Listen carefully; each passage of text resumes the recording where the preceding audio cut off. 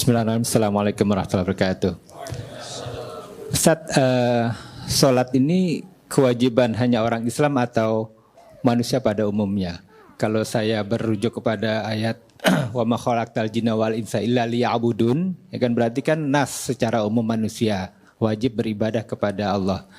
Kemudian ayat yang Ustaz sebut tadi, wa ma arsalnaka illa rahmatan lil alamin. Nabi Muhammad itu diutus rahmat kepada seluruh alam, bukan hanya kepada umat Islam. Termasuk mungkin Al-Quran ini yang dibawa sebagai mukjizat Nabi Muhammad juga bukan hanya untuk orang Islam begitu Ustaz ya, artinya kepada manusia pada umumnya. Nah, yang ingin saya tanyakan, bagaimana cara kita mendakwahkan Al-Quran ini kepada orang di luar sana? Karena khawatir saya pribadi khususnya, apabila pada masanya mereka dihisab, mereka belum masuk Islam, kemudian mereka bilang tidak pernah ada yang menyampaikan kepada saya tentang Islam, tentang Al-Quran, tentang sholat kita yang hari ini kita bahas di sini. Tapi orang di sana tidak pernah tahu sehingga mereka tidak melakukan sholat. Nah, sementara kita masing-masing kan wajib untuk menyampaikan itu ya, walaupun hanya satu ayat. Mohon bagaimana menurut pendapat Ustadz supaya kita bisa minimal terbebas dari kewajiban menyampaikan kepada orang yang di luar sana. Tafadhol Ustadz. Terima kasih. Ada dua pertanyaan ya. Pertama terkait dengan sholat, apakah kewajiban yang mengikat bagi umat Islam saja atau mengikat bagi seluruh makhluk. Tadi Anda berdalil dengan menggunakan Quran surah 51, Adz-Dzariyat ayat 56, tapi saya sedikit mengoreksi.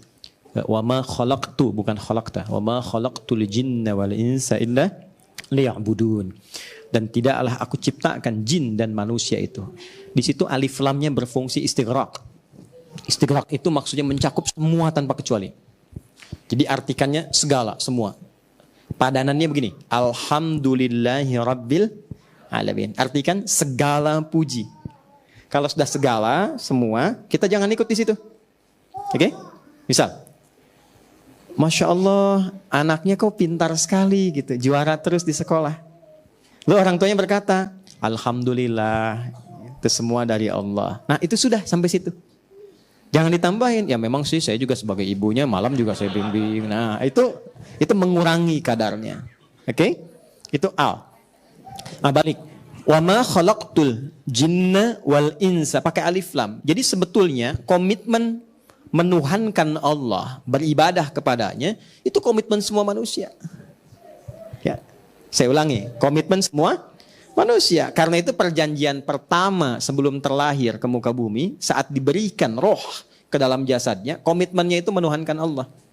Itu yang di Quran surah 7 ayat ke 172.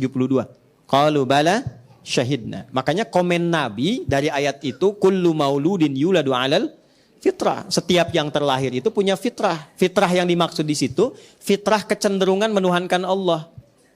Kecenderungan menuhankan Allah, bahasa singkatnya disebut dengan din. Kepasrahan ketundukannya disebut Islam. Konfirmasinya di Quran surah 30 ayat 30. Fa'aqim wajhaka lid-dini hanifa. Din, fitratallahi allati fataran nasa alaiha, fitrah. Apa itu din? Quran surah 3 ayat 19. Inna dina indallahil Islam. Apa itu Islam? Hadis Muslim, nomor hadis yang ke-8. Antashhada an la ilaha illallah. Balik lagi ke syahadat. Jadi semua manusia itu pasti punya fitrah spiritual. Mencari Tuhan dia. Cari Tuhan. Karena ada kewajiban ibadah. Nah, bagi yang sudah menemukan Allah sebagai Tuhannya, maka ekspresi untuk ibadah itu dilakukan lewat apa? Sholat. Itu yang dimaksud Quran surah ke-20 ayat ke-14. Ya, innani anallahu la ilaha illa ana fa'budni. Gimana caranya? Wa aqimis sholata li dzikri. Nah, jadi sholat itu gambaran dari ekspresi, ungkapan dari kebertuhanan kita kepada Allah. Ya. Makanya ketika orang Kristen misalnya, ya, orang Yahudi dan sebagainya, itu ketika mereka pun memahami dengan keyakinannya menyembah Tuhannya gitu kan, atau yang dipertuhankan olehnya, itu ketika diterjemahkan ke bahasa Arab, sholat bahasanya. Bahasanya sholat. Ya, ketika diterjemahkan dalam bahasa Arab. Tapi kata Allah komennya apa? Liyuqarribu indana zulfa. Mereka mencari perantara supaya ingin menemukan aku. Maka disitulah tugas kita kemudian untuk menampakkan risalah keislaman supaya diketahui bahwa oh ini hidayah yang sesungguhnya. Nah, maka bagaimana caranya? Itu pertanyaan yang kedua. Dijawablah di Quran surat 16 ayat 125.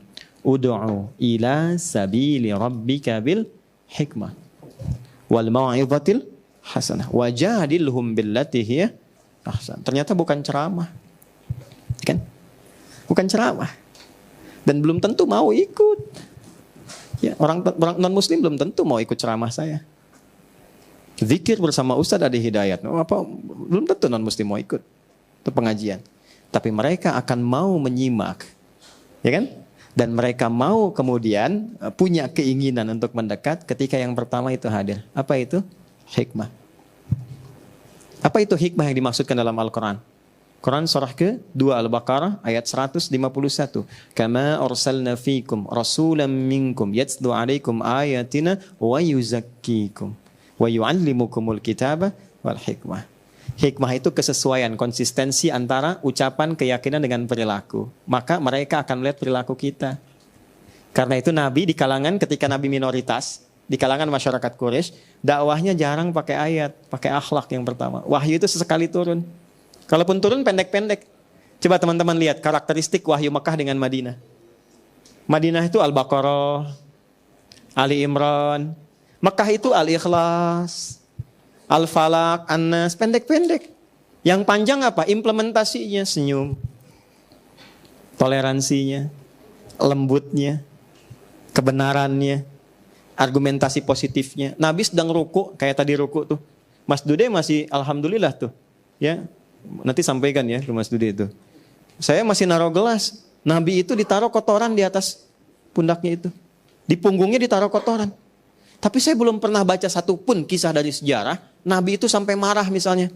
Tidak. Karena Nabi meresponnya proporsional. Dia naruh itu bukan karena dendam dan benci Nabi, bukan. Karena tidak tahu tentang sholatnya Nabi. Nah, orang yang belum tahu itu bukan dimarahi tapi diberitahu. Gitu. Tapi orang yang belum tahu itu diberitahu, bukan dimarahi.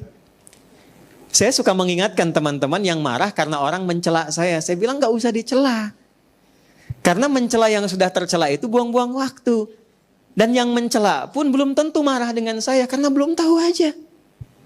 Kan jadi unik, saya hanya gak marah, kenapa teman-teman mesti marah? Ya kan? Nah, jadi hikmah itu artinya menampilkan akhlaknya. Karena bicara itu belum tentu didengar, tapi kalau kita jujur, kita lembut, proporsional, menempatkan sesuatu pada tempatnya. Anda di kantor, ada juga non-muslim, Anda jujur, disiplin. Ketika pangkat jabatan dapat promosi, ajak teman-teman termasuk yang non-muslim. Ketika ditanya, kok baik bener nih? Bukan baik, tapi Islam mengajarkan saya seperti ini. Saya punya teman namanya, karena ini direkam ya, Syekh Fulan lah, ya, Syekh SF namanya, ya inisialnya. Itu orang Kuwait. Sahabat kami itu. Beliau syekh besar dari Kuwait itu. Ketika melihat, teman-teman pernah tahu film Fitnah itu kan? Dokumenter pendek yang mencela Nabi itu. Ya, yang dari Belanda itu tokohnya, bikin film Fitnah. Sampai ke telinga beliau, terbang ke Belanda. Terbang. Kemudian beliau book satu tempat di restoran yang paling mewah, paling hebat, paling baik. Itu diundanglah orang itu. Itu nggak banyak bicara, pokoknya hanya ngundang makan. Di servis yang terbaik, menu yang paling enak, kesukaannya apa semua. Enggak komen apapun, cuma diajak makan saja. Setelah makan, menikmati itu, bingung orangnya. Ini maksudnya apa Anda ngajak begini dan sebagainya? Enggak ada katanya. Saya cuma ingin mengajak makan Anda saja dengan cara yang baik dan sebagainya. Kenapa mesti begitu? Inilah yang diajarkan oleh orang yang Anda buat dalam film Fitnah itu. Enggak banyak mas, langsung asyhadu an la ilaha illallah, asyhadu anna Muhammadar Rasulullah. Begitu syahadat, diundang, diajak umrah, diajak haji, dipertemukan dengan para imam Masjidil Haram. Sekarang jadi dai di Belanda. Gitu. Terlalu banyak ceramah dan kata-kata yang kita ungkapkan, tapi tidak menjadi mutu yang baik ketika tidak diiringi dengan akhlak yang baik. Ya.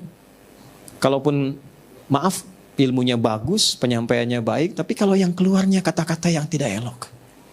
Celaan, merendahkan orang dan sebagainya. Jangankan yang belum beriman, yang sudah beriman pun kadang-kadang gusar. Ya, tapi bukan berarti mesti mencela juga, sama saja kalau kita juga mencela. Jadi pertama tampilkan akhlak, yang kedua doa. Doakan paling murah. Ya, teman-teman yang punya teman belum beriman, punya tetangga non-muslim, coba dalam sehari berapa kali mendoakan mereka. Anda menuntut mereka mendapat hidayah, tapi tidak pernah mendoakannya, bagaimana? Ya, minimal doakan. Ya, lalu setelah itu praktekkan akhlak, bikin makanan, masak, kan hadisnya berlaku. Jika seorang masak makanan, baunya sampai ke tetangga, maka bagilah tetangga walaupun kencang sekali kuahnya itu ya. Anda masak soto ayam, tetangga kasih kuahnya, Anda makan sotonya, ya. Terus tetangganya tanya, kok saya cuman kuahnya? Hadis Nabi. Nabi yang jadi korban kan? Gitu. Itu maksudnya begini. Sekarang kan banyak bumbu ya. Bumbu-bumbu itu supaya nggak salah paham. Nabi sudah jauh-jauh hari, walaupun singkong tapi bumbunya bumbu rendang. Bagi supaya nggak salah paham. Tapi pertanyaan saya bukan itu.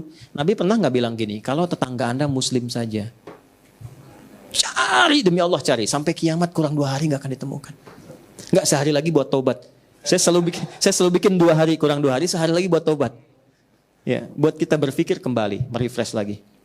Nggak pernah Nabi bilang kalau tetangga Anda Muslim. Oke? Sekarang punya tetangga non-muslim bagi. Jangan dilewati. Bikin makanan enak banget yang muslim dikasih. Terus non-muslim lihat. Insya Allah Pak kayaknya enak ya. Emang enak sih. Bener enak. Cuman sayang ibu kafir. Wah itu dosanya bener tuh. Berlipat betul. Bikin. Kunjungi. Gak harus assalamualaikum. Selamat pagi keto. Bapak kata iya. Ini ada sedikit mungkin bisa dicoba. Kalau enak ya mudah-mudahan baik. Terima kasih Bapak baik banget. Bukan baik, Islam yang mengajarkan saya untuk berbagi. Demi Allah Pak ya, itu besok saat dia mengembalikan panci, itu sudah bisa assalamualaikum. Assalamualaikum, seumur hidupnya belum tentu Anda dengar itu. Ibu iya saya mau ngembaliin panci, enak banget. Cuman mau tanya Pak, apakah hari ini Islam mengajarkan berbagi lagi? Besok lagi.